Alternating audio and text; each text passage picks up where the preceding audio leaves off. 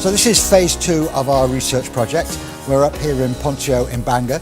We've been invited by this fantastic new venue, it's their opening season, and we're doing the community launch. So at the end of this residency, we're having to put on a show, and we're working with members of the community, some local school kids and different people who are going to be part of the performance as well. But for NoFit State and the way we've developed and created our work, how that might transfer back into that more traditional, working in a circus ring to a seated audience. That's the interesting challenge, looking at that really, how we can retain our spirit, our identity, and those things that make our work a little bit more quirky, a little bit more different, and we like to think a little bit more interesting, how we can retain that and indeed even evolve it and push it a little bit further. It wasn't as if we were coming to Pontio with a ready-made piece that was just slotting in. The idea that we are taking forward through that is creation and transformation, and thinking, how do I create that effect if I have an audience all seated all around?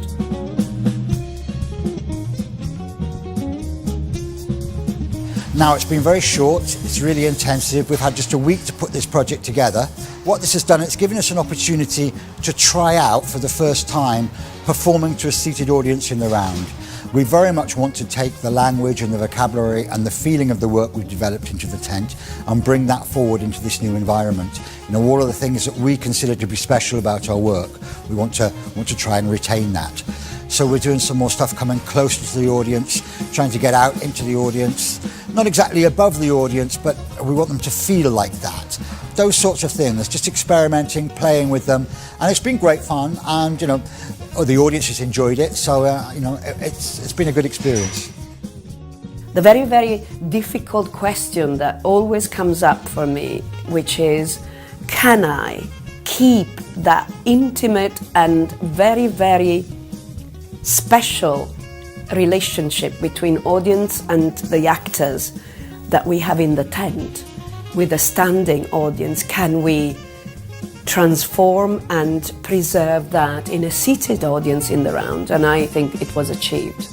The big dress in bianco became the charivari effect that was used for the first time in Amiens with a big gauze in proscenium, and again thinking, how do I create that effect if I have an audience all seated all around?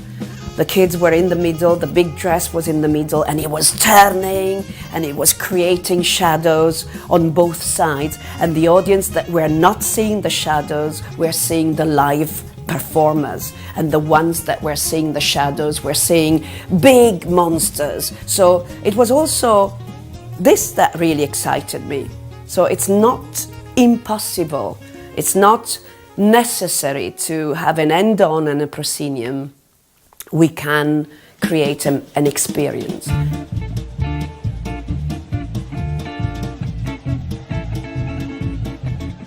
In the tent, we're really close, we're really up close and personal.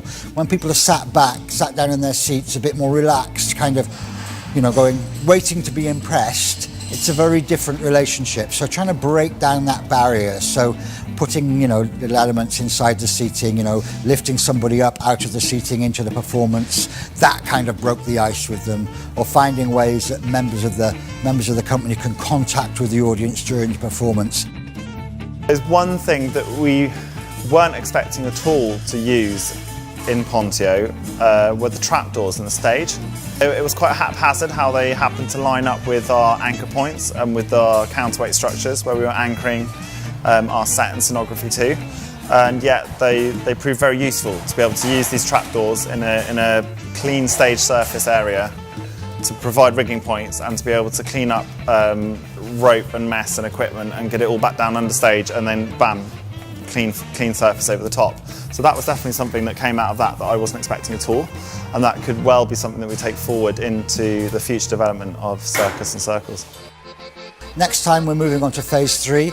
We're going to do some more work on the rigging and the soft scenography, the landscape of the things we can put in the air, to develop surfaces for projection and shadow work that kind of take all of the learning from phase 1 and phase 2 and from Bianco and from Taboo and Immortal and push those on then to the next level.